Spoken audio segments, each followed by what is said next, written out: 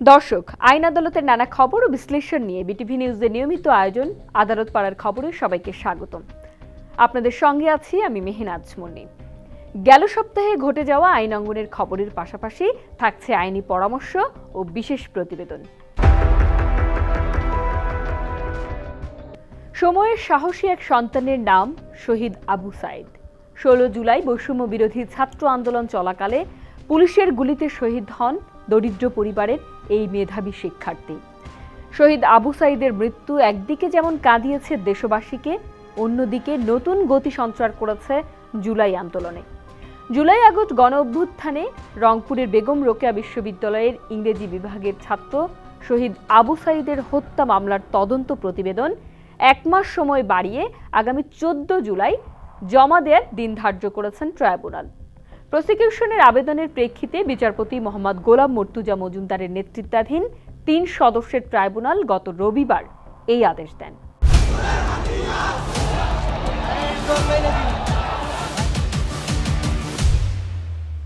কোটা সংস্কারের দাবিতে শিক্ষার্থীদের আন্দোলনের সূচনা হয় 2018 সালে। এ সময় শিক্ষার্থীদের আন্দোলনের মুখে তখন চাকরিতে কোটা তুলে দিতে বাধ্য হয় সরকার। তবে 2024 সালের 5 জুন হাইকোর্টের এক রায়ে কোটা পুনর্বহাল হলে বৈষম্য বিরোধী ছাত্র আন্দোলনের ব্যানারে নতুনভাবে শুরু হয় শিক্ষার্থীদের আন্দোলন। 6 জুন কোটা বাতিল করে আদালতের রায়ের প্রতিবাদে বিক্ষোভে নামেন শিক্ষার্থীরা। 9 জুন হাইকোর্টের রায় স্থগিত চেয়ে আবেদন করে রাষ্ট্রপক্ষ। 1 থেকে 6 জুলাই ঢাকা বিশ্ববিদ্যালয়ের শিক্ষার্থীরা বৈষম্যবিরোধী ছাত্র আন্দোলনের ব্যানারে সংগঠিত হন এবং সরকারি চাকরিতে কোটা পদ্ধতি বাতিল করে 2018 সালের সরকারি বিজ্ঞপ্তি পুনর্বহালের দাবিতে টিএসসি এলাকায় বিক্ষোভ সমাবেশ করেন। ঢাকা বিশ্ববিদ্যালয় থেকে জাহাঙ্গীরনগর বিশ্ববিদ্যালয়, জগন্নাথ বিশ্ববিদ্যালয়, বাংলাদেশ কৃষি বিশ্ববিদ্যালয়, বরিশাল বিশ্ববিদ্যালয় ও চট্টগ্রাম বিশ্ববিদ্যালয় পর্যন্ত শিক্ষার্থীরা তাদের ক্যাম্পাস ও এর আশেপাশে শান্তিপ্রিয়ভাবে মিছিল সমাবেশ করেন। এ সময় প্রতিদিন শাহবাগে অবস্থান নিয়ে বিক্ষোভ করেন শিক্ষার্থীরা। ধীরে ধীরে আন্দোলনের পরিসর ছড়িয়ে পড়ে পুরো দেশ জুড়ে। 4 জুলাই সুপ্রিম কোর্টের আপিল বিভাগ হাইকোর্টের রায় বহাল রাখার সিদ্ধান্ত নেয়।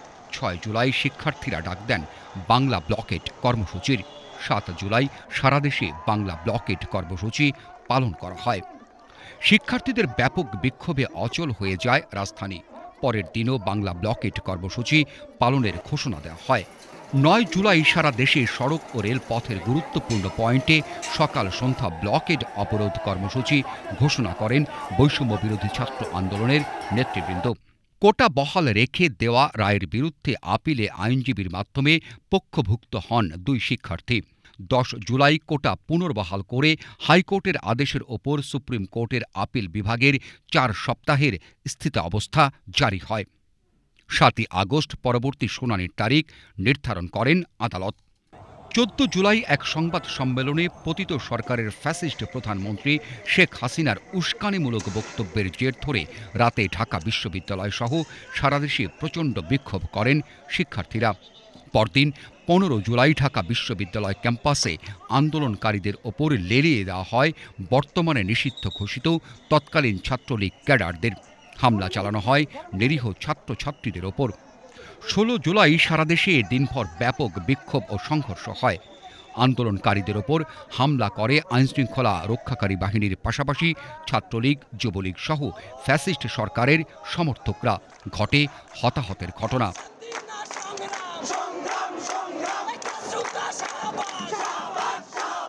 রংপুরে পুলিশের গুলিতে শহীদ হন বেগম রোকেয়া বিশ্ববিদ্যালয়ের শিক্ষার্থী আবু সাইদ। সামাজিক যোগাযোগ মাধ্যমে এই খবর ও ভিডিও ফুটেজ ছড়িয়ে পড়ে সারা দেশে, যেখানে দেখা যায় আন্দোলনরত আবু সাইদ 2 হাত প্রসারিত করে বুক চেতিয়ে দেন পুলিশের বন্দুকের সামনে। আর অল্প দূর থেকে বন্দুক তাক করা পুলিশ একের পর এক গুলি ছুড়ছে আবু সাইদকে লক্ষ্য করে। বেশ কটি গুলি লাগে তাঁর শরীরে। বন্দুকের সামনে মেরুদণ্ড টানটান করে দাঁড়িয়ে থাকা সময়ের সাহসী সন্তান আবু সাইদ ধীরে ধীরে ঝুঁকে পড়তে থাকেন মাটিতে। গুলিকে উপেক্ষা করে প্রথমে একজন, পরে আরও কজন সতীর্থ আসেন আবু সাইদকে সরিয়ে নিতে। তখনও গুলি চলে পুলিশের। হাসপাতালে নেবার পর মৃত্যুর কোলে ঢলে পড়েন শহীদ আবু সাইদ। সে সময় শহীদ আবু সাঈদের মৃত্যুর কারণ নিয়ে নানা বিভ্রান্তি আর মিথ্যা তথ্য ছড়ায় ফ্যাসিস্ট সরকারের প্রশাসন। চালানো হয় প্রহসনের নাটকও। শহীদ আবু সাঈদের মৃত্যুর পর আন্দোলনের দাবানল ছড়িয়ে পড়ে সারা দেশে। জালিমের এমন নির্মমতায় কাঁদে দেশের সমস্ত সাধারণ মানুষ। মূলত শহীদ আবু সাঈদের মৃত্যু নতুন গতি দেয় শিক্ষার্থীদের আন্দোলনের। প্রতিজ্ঞায় অবিচল করে ভাইয়ের রক্ত বৃথা যেতে না দেবার শপথে। পরবর্তীতে ফ্যাসিস্টের নির্মমতার বিরুদ্ধে শিক্ষার্থীদের ন্যায্য দাবির আন্দোলনে ঐক্যবদ্ধ হন অভিভাবক সহ দেশের সর্বস্তরের জনতা। ৫ আগস্ট পতনের মধ্য দিয়ে ফ্যাসিস্ট শেখ হাসিনা পালিয়ে গেলে ৮ আগস্ট অন্তর্বর্তীকালীন সরকার শপথ নিলে জুলাই আগস্ট হত্যাকাণ্ডে মানবতা বিরোধী অপরাধের বিচারের লক্ষ্যে নতুন আঙ্গিকে গঠন করা হয় আন্তর্জাতিক অপরাধ ট্রাইব্যুনাল। শহীদ আবু সাঈদের হত্যার ঘটনায় ১৮ আগস্ট শহীদ আবু সাঈদের বড় ভাই রমজান আলী ১৭ জনের নাম উল্লেখ করে অজ্ঞাত পরিচয় ৩০ থেকে ৩৫ জনকে আসামি করে হত্যা মামলা দায়ের করেন। পরে বিষয়টি বিচারের জন্য আসে আন্তর্জাতিক অপরাধ ট্রাইব্যুনালে। ইতোমধ্যে শহীদ আবু সাঈদ হত্যার ৪ আসামি কারাগারে। এদিকে জুলাই আগস্ট অভ্যুত্থানে শহীদ আবু সাঈদ হত্যা মামলার তদন্ত প্রতিবেদন দাখিলের জন্য ১ মাস সময় বাড়িয়ে ১৪ জুলাই ধার্য করেছেন আন্তর্জাতিক অপরাধ ট্রাইব্যুনাল। প্রসিকিউশনের আবেদনের প্রেক্ষিতে বিচারপতি মোহাম্মদ গোলাম মর্তুজা মজুমদারের নেতৃত্বাধীন ৩ সদস্যের ট্রাইব্যুনাল গত রবিবার এই আদেশ দেন। চিফ প্রসিকিউটর মোহাম্মদ তাজুল ইসলাম ট্রাইব্যুনালকে জানান, শহীদ আবু সাঈদ হত্যা মামলার তদন্ত শেষ পর্যায়ে রয়েছে। কিছু প্রক্রিয়াগত কাজ বাকি আছে। আগামী ২ সপ্তাহের মধ্যে তদন্ত শেষ করা সম্ভব হবে। বিচারিক ন্যায্যতা, স্বচ্ছতা ও নিরপেক্ষতার মধ্য দিয়ে আন্তর্জাতিক মান বজায় রেখে মানবতা বিরোধী অপরাধের বিচার কাজ এগিয়ে নিতে গত মঙ্গলবার থেকে আনুষ্ঠানিক যাত্রা শুরু করেছে আন্তর্জাতিক অপরাধ ট্রাইব্যুনাল ২। ট্রাইব্যুনালের চেয়ারম্যান বিচারপতি মোহাম্মদ নজরুল ইসলাম চৌধুরীর নেতৃত্বাধীন বেঞ্চের অপর ২ বিচারক হলেন অবসরপ্রাপ্ত জেলা ও দায়রা জজ মোহাম্মদ মঞ্জুরুল বাসিদ এবং জেলা ও দায়রা জজ নূর মোহাম্মদ শাহরিয়ার কবির। জুলাই আগস্ট হত্যাকাণ্ডে মানবতা বিরোধী অপরাধের ন্যায় বিচার নিশ্চিতে বিচার কাজ আরও এগিয়ে নিতে যাত্রা শুরু করল আন্তর্জাতিক অপরাধ ট্রাইব্যুনাল ২। মঙ্গলবার আন্তর্জাতিক অপরাধ ট্রাইব্যুনালে বিচারপতিদের সংবর্ধনা অনুষ্ঠানের মধ্য দিয়ে এই যাত্রা শুরু হয়। ট্রাইব্যুনাল ২-এর চেয়ারম্যান বিচারপতি নজরুল ইসলাম চৌধুরীর নেতৃত্বাধীন ৩ সদস্যের বেঞ্চের অপর বিচারকগণ হলেন অবসরপ্রাপ্ত জেলা ও দায়রা জজ মোহাম্মদ মঞ্জুরুল বাসিদ এবং জেলা ও দায়রা জজ নূর মোহাম্মদ শাহরিয়ার কবির। অনুষ্ঠানে অ্যাটর্নি জেনারেল মোহাম্মদ আসাদুজ্জামান ও চিফ প্রসিকিউটর মোহাম্মদ তাজুল ইসলাম সহ জ্যেষ্ঠ আইনজীবীগণ উপস্থিত ছিলেন। ট্রাইব্যুনাল ২-এর চেয়ারম্যান বিচারপতি নজরুল ইসলাম চৌধুরী বলেন, জুলাই আগস্ট হত্যাকাণ্ডে অপরাধীদের ন্যায় বিচার নিশ্চিতে কোনো হুমকি পরোয়া করা হবে না। ট্রাইব্যুনাল ২-এর চেয়ারম্যান বলেন, মহান আল্লাহর উপর ভরসা করে তারা ন্যায় বিচার প্রতিষ্ঠায় দৃঢ় প্রতিজ্ঞ। সংবর্ধনা অনুষ্ঠান শেষে সাংবাদিকদের সঙ্গে কথা বলেন অ্যাটর্নি জেনারেল ও চিফ প্রসিকিউটর। জুলাই আগস্ট হত্যাকাণ্ডে আন্তর্জাতিক মান বজায় রেখে ন্যায় বিচার প্রতিষ্ঠার প্রতি গুরুত্ব দেন তারা। আমরা বাংলাদেশে ন্যায় বিচার প্রতিষ্ঠা চাই। আমরা দেখতে চাই আমাদের এই বিচার প্রক্রিয়ার স্বচ্ছতা নিয়ে আন্তর্জাতিক মহলেও যাতে কোনো প্রশ্ন না আসে।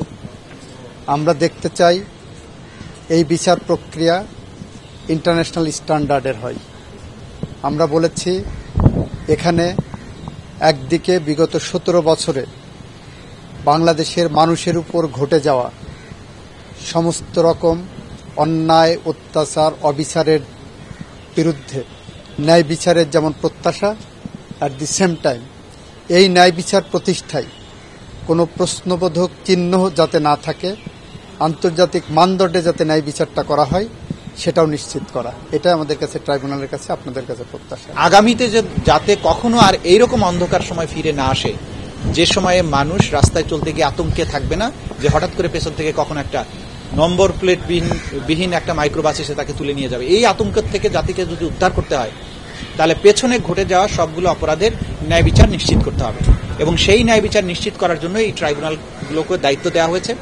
এই ট্রাইব্যুনালগুলো যাতে জাতীয় এবং আন্তর্জাতিক স্ট্যান্ডার্ড মেনটেন করে সম্পূর্ণ ন্যায় বিচার নিশ্চিত করে বিচার প্রক্রিয়াটা শেষ করতে পারেন, সেই প্রত্যাশা আমরা তাদের কাছে যাচ্ছি। দর্শক, এবারে ট্রাইব্যুনালের আরও কিছু খবর। আন্তর্জাতিক অপরাধ ট্রাইব্যুনালের নির্দেশ মোতাবেক গত মঙ্গলবার একটি বাংলা ও একটি ইংরেজি দৈনিক পত্রিকায় মানবতা বিরোধী অপরাধে অভিযুক্ত সাবেক প্রধানমন্ত্রী শেখ হাসিনা ও সাবেক স্বরাষ্ট্রমন্ত্রী আসাদুজ্জামান খান কামালকে 24 জুন ট্রাইব্যুনালে হাজির হতে পত্রিকায় বিজ্ঞপ্তি প্রকাশ করা হয়। অন্যদিকে জুলাই আগস্ট অভ্যুত্থানে মিরপুর হত্যাকাণ্ড মামলার তদন্ত প্রতিবেদন জমা দিতে বুধবার প্রসিকিউশনকে 3 মাস সময় দিয়েছেন আন্তর্জাতিক অপরাধ ট্রাইব্যুনাল। একই মামলায় সাবেক প্রতিমন্ত্রী কামাল আহমেদ মজুমদার ও যুবলীগ নেতা সাদ্দাম হোসেন মিতুলকে গ্রেফতার দেখানোরও নির্দেশ দেন ট্রাইব্যুনাল।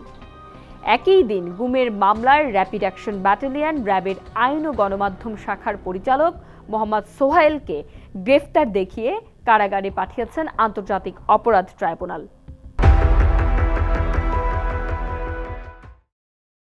জুলাই আগস্টে সংঘটিত হত্যাকাণ্ডে মানবতা বিরোধী অপরাধের সাবেক প্রধানমন্ত্রী শেখ হাসিনা ও সাবেক স্বরাষ্ট্রমন্ত্রী আসাদুজ্জামান খান কামালকে 7 দিনের মধ্যে ট্রাইব্যুনালে হাজির হতে পত্রিকায় বিজ্ঞপ্তি প্রদানের নির্দেশ দিয়েছেন আন্তর্জাতিক অপরাধ ট্রাইব্যুনাল।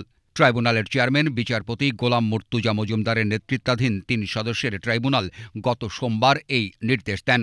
ট্রাইব্যুনালের অপর 2 সদস্য হলেন বিচারপতি মোহাম্মদ শফিউল আলম মাহমুদ ও বিচারপতি মহিতুল হক এনাম চৌধুরী। মামলার অপর আসামির সাবেক আইজিপি চৌধুরী আবদুল্লাহ আল মামুন ইতোমধ্যে গ্রেপ্তার রয়েছে। এই মামলার পরবর্তী শুনানি 24 জুন ধার্য করেছেন আন্তর্জাতিক অপরাধ ট্রাইব্যুনাল। এদিকে আন্তর্জাতিক অপরাধ ট্রাইব্যুনালের নির্দেশ মোতাবেক গত মঙ্গলবার একটি বাংলা ও একটি ইংরেজি দৈনিক পত্রিকায় মানবতাবিরোধী অপরাধে অভিযুক্ত সাবেক প্রধানমন্ত্রী শেখ হাসিনা ও সাবেক স্বরাষ্ট্রমন্ত্রী আসাদুজ্জামান খান কামালকে 24 জুন ট্রাইব্যুনালে হাজির হতে পত্রিকায় বিজ্ঞপ্তি প্রকাশ করা হয়। অন্যদিকে জুলাই আগস্ট অভ্যুত্থানে মিরপুর হত্যাকাণ্ড মামলার তদন্ত প্রতিবেদন জমা দিতে বুধবার প্রসিকিউশনকে 3 মাস সময় দিয়েছেন আন্তর্জাতিক অপরাধ ট্রাইব্যুনাল। একই মামলায় সাবেক প্রতিমন্ত্রী কামাল আহমেদ মজুমদার ও যুবলীগ নেতা সাদ্দাম হোসেন মিতুলকে গ্রেপ্তার দেখানোরও নির্দেশ দেন ট্রাইব্যুনাল। একই দিন গুমের মামলায় র্যাপিড অ্যাকশন ব্যাটালিয়ন র্যাবের আইন ও গণমাধ্যম শাখার পরিচালক মোহাম্মদ সোহাইলকে গ্রেপ্তার দেখিয়ে কারাগারে পাঠিয়েছেন আন্তর্জাতিক অপরাধ ট্রাইব্যুনাল।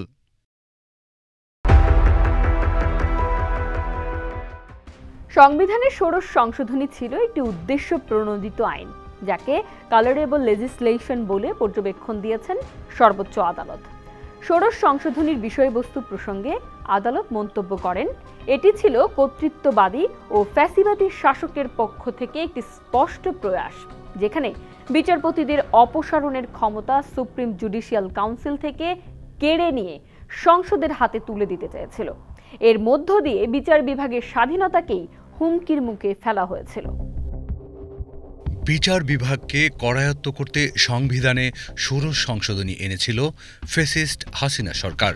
সেই সংশোধনীকে সংবিধানে পরিপন্থী ও বাতিল ঘোষণা করে হাইকোর্ট।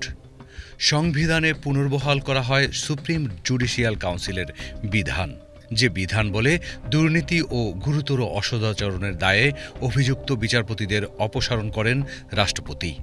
আইনজ্ঞরা বলছেন, ফ্যাসিস্ট হাসিনা সরকার ক্ষমতাকে কুক্ষিগত করতে নানা কৌশলের অংশ হিসেবে সংবিধানে ষোড়শ সংশোধনী এনেছিলেন, কিন্তু তার সেই কৌশল ভেস্তে গিয়েছিল সুপ্রিম কোর্টের 2টি রায়ে।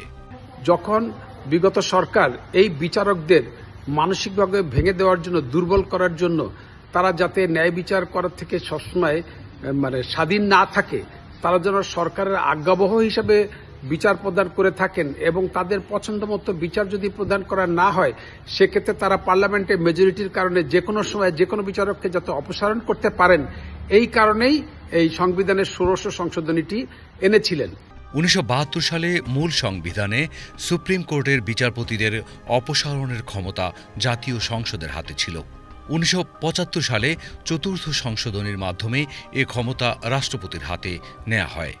সাবেক রাষ্ট্রপতি জিয়াউর রহমানের শাসনামলে সংবিধানের 5ম সংশোধনীর মাধ্যমে বিচারকদের অপসারণের ক্ষমতা দেওয়া হয় সুপ্রিম জুডিশিয়াল কাউন্সিলের হাতে, যে কাউন্সিলের নেতৃত্বে ছিলেন প্রধান বিচারপতি এবং সদস্য আপিল বিভাগের জ্যেষ্ঠ 2 বিচারপতি। নিজের ক্ষমতাকে কুক্ষিগত করার জন্য 2014 সালে ক্ষমতাচ্যুত প্রধানমন্ত্রী শেখ হাসিনা বিচারপতি অপসারণের বিধান ফিরিয়ে নেয় জাতীয় সংসদের হাতে, যা ষোড়শ সংশোধনী নামে পরিচিত। ষোড়শ সংশোধনী যেন বাতিল করা না হয় সেজন্য আওয়ামী লীগ সরকারের পক্ষে রায় দিতে সাবেক প্রধান বিচারপতি এস.কে. সিনহাকে চাপ দিয়েছিলেন শেখ হাসিনা। কিন্তু সেই চাপের কাছে নতি স্বীকার না করে সংশোধনী বাতিলে হাইকোর্টের রায় বহাল রাখেন তিনি। পরে হাসিনা সরকার তাকে দেশ থেকে বাধ্য করেন। যখন কোনো শাসক স্বৈরশাসকে রূপান্তর হয়, তার প্রথম প্রক্রিয়াই থাকে বিচার বিভাগকে কিভাবে দমানো যায় এবং বিচার বিভাগকে কিভাবে কন্ট্রোলে আনা যায়। এই ষোড়শ সংশোধন নিয়ে আপনারা জানেন যে একজন প্রধান বিচারপতিকে, তৎকালীন প্রধান বিচারপতিকে কি ন্যাক্কারজনকভাবে দেশ থেকে বাধ্য করা হয়েছিল এবং সেই প্রধান বিচারপতি তিনি তার বক্তব্য জানিয়েছেন দেশবাসীকে, আপনারা বিভিন্ন মিডিয়ার মাধ্যমে দেখেছেন যে তিনি বলেছেন যে তাকে রাষ্ট্রপতি কার্যালয়ে ডেকে নেওয়া হয়েছে এবং প্রধানমন্ত্রী তৎকালীন প্রধানমন্ত্রী যিনি ফেসিবাদী যে আচরণগুলো করেছিলেন তৎকালীন প্রধান বিচারপতি জনাব সুরেন্দ্র কুমার সিনহার সঙ্গে কীভাবে বিচার বিভাগকে কন্ট্রোল করার অপচেষ্টা চালানো হয়েছে। তাই ষোড়শ সংশোধনীর মাধ্যমে আমি মনে করি যে সংবিধানে যে বিচার বিভাগের স্বাধীনতা দেওয়া হয়েছে সেই স্বাধীনতাকে সমুন্নত রাখতে এবং স্বাধীনতাকে ফিরিয়ে আনতে একটি প্রথম পদক্ষেপ হচ্ছে ষোড়শ সংশোধনী বাতিল করা। সংশ্লিষ্টরা বলছেন, যখন কোনো শাসক সৌর শাসকে পরিণত হন তখন তার উদ্দেশ্যই থাকে বিচার বিভাগকে করায়ত্ত করার, আর সেটাই করেছিল ফ্যাসিস্ট হাসিনা সরকার।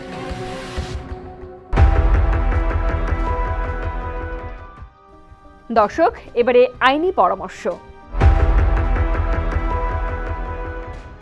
বিবাহ বিচ্ছেদ হলে সন্তান কার জিম্মায় থাকবে? বাবা মা যদি উভয়ই সন্তান নিজের কাছে রাখতে চান তাহলে এর আইনি প্রতিকার কি? এ বিষয়ে আইনি পরামর্শ দিয়েছেন বাংলাদেশ সুপ্রিম কোর্টের আইনজীবী ব্যারিস্টার মোহাম্মদ সোলাইমান তুষার। স্বামী স্ত্রীর মধ্যে নানা দ্বন্দ্বের কারণে তালাক দেরি চলছে। অতীতে দেখা যেত শুধু ছেলেরাই, বেশিরভাগ ক্ষেত্রে ছেলেরাই তালাক দেন, কিন্তু বর্তমানে দেখা যাচ্ছে মেয়েরাও তালাক দিচ্ছেন। এটা প্রকট পরিমাণে বাড়ছে। আর স্বামী স্ত্রীর মধ্যে তালাক বা ডিভোর্স হয়ে গেলে ছেলে মেয়ের দায়িত্ব কে পালন করবেন বা কে লালন পালন করবেন, এক্ষেত্রে দুইটা বিষয় জড়িত।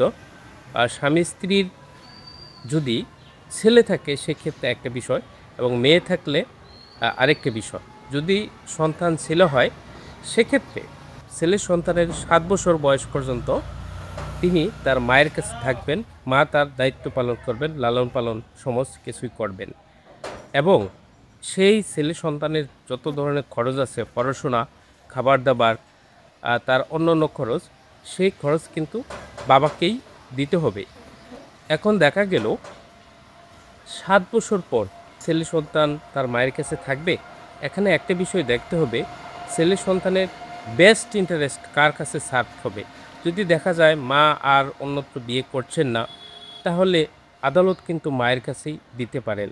আবার দেখা যাচ্ছে 7 বছর পূর্বেই মেয়ের অন্য জায়গায় মেয়ে বা মায়ের অন্য জায়গায় বিয়ে হয়ে যাচ্ছে, সেক্ষেত্রে যদি দেখা যায় বাবার মানে ছেলের বাবার বাবা বা তার দাদা দাদি আছেন, তাহলে আদালত কিন্তু বাবার কাছে তার লালন পালনের দায়িত্ব দিতে পারেন। এটাকে আমরা লিগ্যাল কাস্টডি বলি।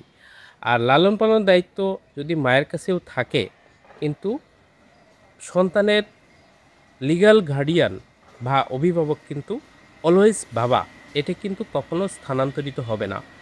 আর সন্তান যদি মেয়ে হয় সেক্ষেত্রে কি হবে? বিবাহের বয়স না হওয়া পর্যন্ত বা বিয়ে না হওয়া পর্যন্ত সেই সন্তান মায়ের কাছে থাকবে। এক্ষেত্রেও মা কিন্তু লালন পালন করবেন এবং সন্তানের যত ধরনের খরচ আছে, যেমন পড়াশোনা, খাবার দাবার, কাপড় চোপড়, সমস্ত খরচ কিন্তু বাবাকেই বহন করতে হবে।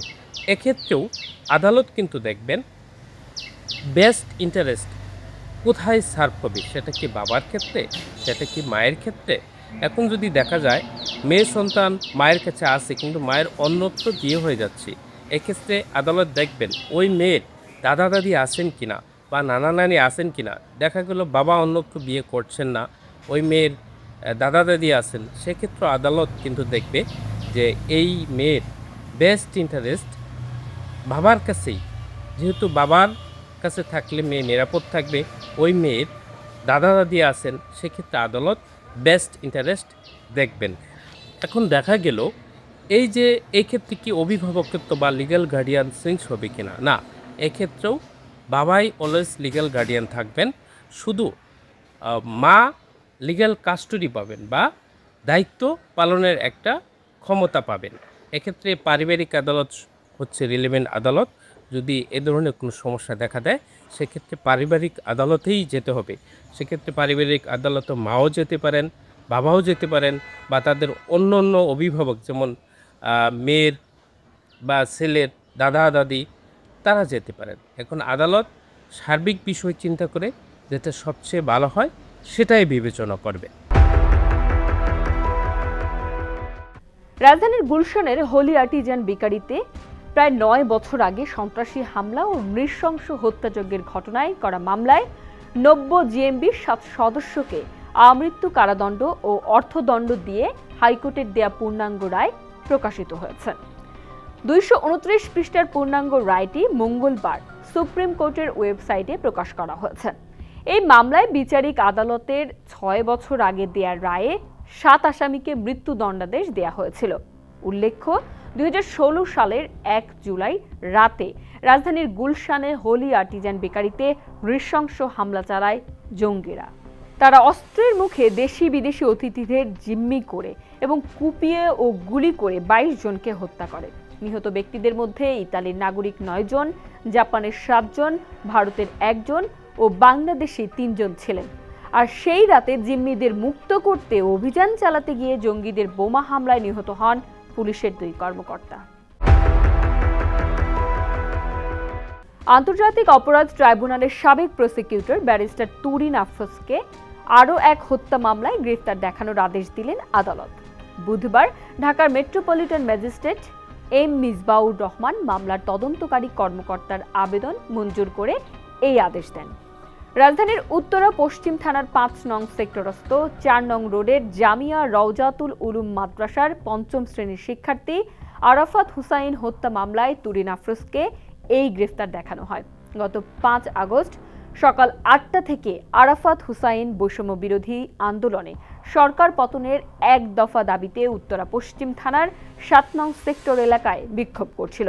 এ সময় তিনি পুলিশ ও আওয়ামী লীগ নেতাকর্মীদের হামলায় গুলিবিদ্ধ হয়ে সম্মিলিত সামরিক হাসপাতালে চিকিৎসাধীন অবস্থায় গত 22 ডিসেম্বর মৃত্যুবরণ করেন।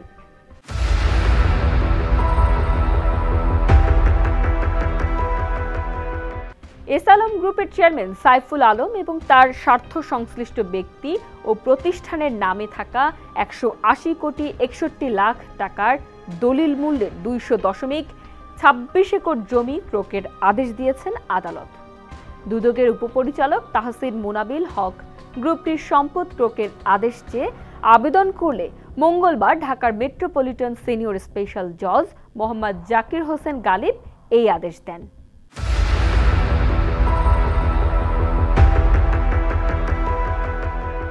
অবকাশ শেষে সুপ্রিম কোর্টের হাইকোর্ট বিভাগের বিচার কাজ পরিচালনার জন্য 49টি বেঞ্চ গঠন করে দিয়েছেন প্রধান বিচারপতি ডক্টর সৈয়দ রেফাত আহমেদ। 22 জুন সকাল 10:30টা থেকে এসব বেঞ্চে বিচার কাজ চলবে। গত 3 জুন থেকে 21 জুন পর্যন্ত সুপ্রিম কোর্টের অবকাশ। প্রথা অনুসারে প্রতিবার অবকাশ শেষে এবং প্রয়োজন অনুযায়ী প্রধান বিচারপতি তার প্রশাসনিক ক্ষমতা বলে বেঞ্চ গঠন ও পুনর্গঠন করে দেন।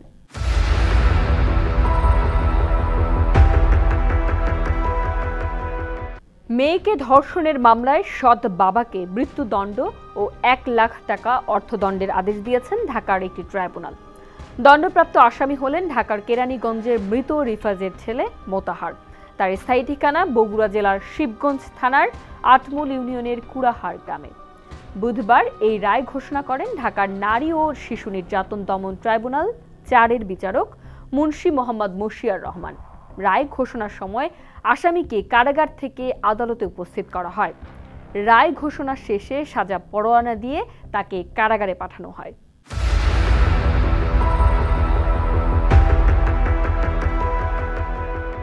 দর্শক, দেখতে দেখতেই আমাদের আজকের আয়োজনের শেষ প্রান্তে চলে এসেছে। শেষ করছি আজকের পর্ব। সবাই ভালো থাকুন, সুস্থ থাকুন। বিটিভি নিউজের সঙ্গেই থাকুন। আল্লাহ হাফেজ।